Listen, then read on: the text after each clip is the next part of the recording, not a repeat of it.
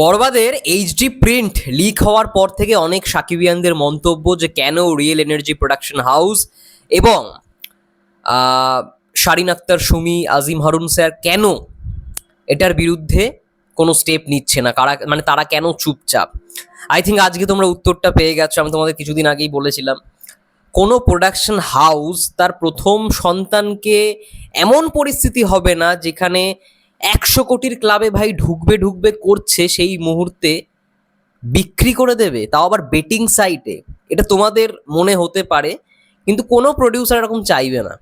প্রথমত, hi everyone, আমি রূপম, চলে এলাম নতুন ভিডিও নিয়ে। বন্ধুরা, আমি জানি তোমাদের অনেক মনের মধ্যে অনেক প্রশ্ন, কেন চুপচাপ, কেন এতদিন কোনো কথা বলেনি প্রডিউসার ম্যাম, শারিন ম্যাম বা আজিম হারুন স্যার। দেখো, আমার কোথাও গিয়ে মনে হয় কথা বলার থেকে কাজে করে দেখানোটা সব থেকে বেশি জরুরি। আজ নিশ্চয়ই তোমরা প্রেস কনফারেন্সটা দেখে নিয়েছো, যেখানে তারা কি বলেছে। যারা করেছে তাদের অবশ্যই খুব শীঘ্রই যদি ধরা হয় সামনে আনা হবে, এবং আইনত ব্যবস্থা তারা নিয়েছে অলরেডি। আমি কিছুদিন আগেই বলে ফেলেছিলাম জিনিসটা, এরকমটাই তো হওয়া উচিত। কেউ হাত গুটিয়ে বসে থাকবে না ভাই, পুরোপুরি সার্ভার থেকে জিনিসটা পাইরেসি হয়েছে। কিন্তু তোমাদের ধারণা কি যে প্রডিউসার হয়তো বেশি টাকা পেয়েছে বেটিং সাইট থেকে, তার জন্য নাকি সেটাকে বিক্রি করে দিয়েছে। বাহ, আমি সত্যি ভাবি এইগুলো, মানে এত কোটি কোটি টাকা খরচা করে যেই প্রডিউসাররা নতুন নতুন প্রডিউসার, তারা মেগাস্টারকে নিয়ে সব থেকে বড় বাজেটের ছবিটা করলো, সব থেকে গ্র্যান্ড স্কেলে কোনো রকম কম্প্রোমাইজ ছাড়া ছবিটাকে বানানোর চেষ্টা করলো। ইভেন ওভার বাজেট হয়ে গেছিল, তাও তারা সমস্ত কিছুর দিক থেকে চেষ্টা করে গেছে। ইভেন রিলিজের 2 সপ্তাহ আগে দুবাইতে গিয়ে গানের শ্যুট পর্যন্ত করে এসছে। সমস্ত কিছু যেন প্রপার থাকে, সব যেন ওয়েল মেনটেন থাকে, একটা সিনেমার মতো যেন দর্শক সিনেমা পায়। প্রথম দিন থেকে আজিম হারুন স্যার এই কথাটাই বলে এসছে যে এটার মধ্যে সমস্ত কিছু, মানে ওই পারফেকশনস ব্যাপারটা থাকবে, দর্শক জিনিসটাকে এনজয় করবে দেখে। আজ তাদের কি দায় পড়েছে সিনেমা বানানোর? তাদের তো অনেক বিজনেস রয়েছে, তারা তো সেটা দিয়ে করতে পারে। সিনেমায় কি অনেক বিজনেস হয় ভাই? কেউ চাইবে না।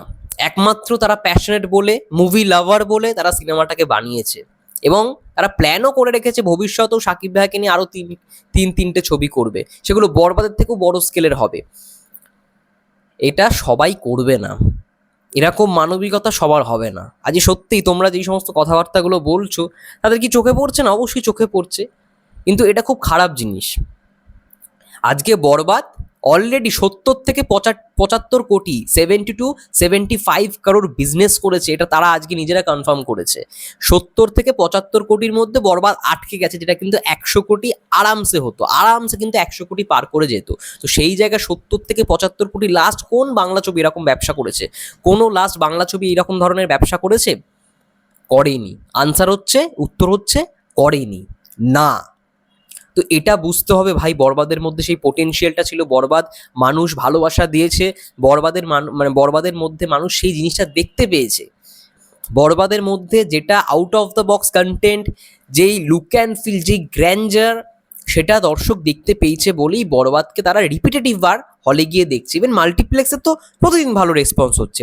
এতদিন পর্যন্ত ডাবল ডিজিট কালেকশন হতো, গতকাল থেকে সিঙ্গেল ডিজিট কালেকশন শুরু হয়েছে, মানে 9 লক্ষ, 7 লক্ষ, গতকাল কেমন 7 লক্ষ, পরশুদিন 9 লক্ষ, এরকম সিঙ্গেল ডিজিট কালেকশন শুরু হয়েছে। তার আগে পর্যন্ত যদি বরবাদ এইচডি প্রিন্টে পাইরেসি না হতো, তাহলে কিন্তু অবশ্যই ডাবল ডিজিট কালেকশন ধরে রাখতো। এবং অলরেডি প্রডিউসারের পক্ষ থেকে এটা কনফার্ম হয়ে গেছে, বরবাদ 70 to 75 crore, আমি এটাই ধরবো, আমি 75ই ধরবো। 75 কোটি টাকা অলরেডি বরবাদ কালেকশন করে ফেলেছে শুধুমাত্র বাংলাদেশ থেকে, এবং এটা প্রডিউসার ফিগার, মানে খুব শীঘ্রই হয়তো পোস্ট আসবে কত কোটি টাকা। আমি চাই ওভারসিজ একটা কালেকশন তাদের পক্ষ থেকে দেওয়া হোক, মানে ইউএসএ, নিউজিল্যান্ড, আরও যেই সমস্ত জায়গায়, অস্ট্রেলিয়া, আরও যেই সমস্ত জায়গায় রিলিজ পেয়েছে, সেগুলো একটা ওভারসিজ কালেকশন যেন দেওয়া হয় প্রোডাকশন হাউসের পক্ষ থেকে। এবং ব্যবস্থা তো তারা নিয়ে নিয়েছে আইনতভাবে। যেদিন ধরা হবে মূল কালপিটকে, আমি চাই একেবারে মিডিয়ার সামনে নিয়ে আসা হোক তাকে। এত ভালো একটা ছবিকে পাইরেসি, তাও আবার সার্ভার থেকে, যদিও বা এখানে বাংলাদেশের কিছু কিছু মানে সিস্টেমের মানে অবশ্যই ভুল তো রয়েছে, সার্ভার চেঞ্জ করাটা অবশ্যই উচিত। আগেও এরকম হয়েছে, সাকিব ভাইয়ের ছবির ক্ষেত্রেই হয়েছে, আমরা দেখেছি পেন ড্রাইভে তখন আর কি সিনেমা চালানো হতো, তো তখন তো পাইরেসি হতোই। তো এখন সার্ভারেও পাইরেসি হয়ে যাচ্ছে, মানে বুঝতে পারছো তো, কোনো কিছুই বিপদ মুক্ত নয়, সব কিছুর মধ্যে একটা বিপদ, একটা মানে কি বলবো, বড় রিস্ক কাজ করে। যাই হোক, এটাই বলার ছিল। তোমাদের কি মন্তব্য বরবাদ নিয়ে কমেন্ট করে জানাও, এবং ভিডিওটা ভালো লাগলে লাইক করো, শেয়ার করো। ততক্ষণের জন্য সবাই ভালো থেকো, সুস্থ থেকো, টেক কেয়ার।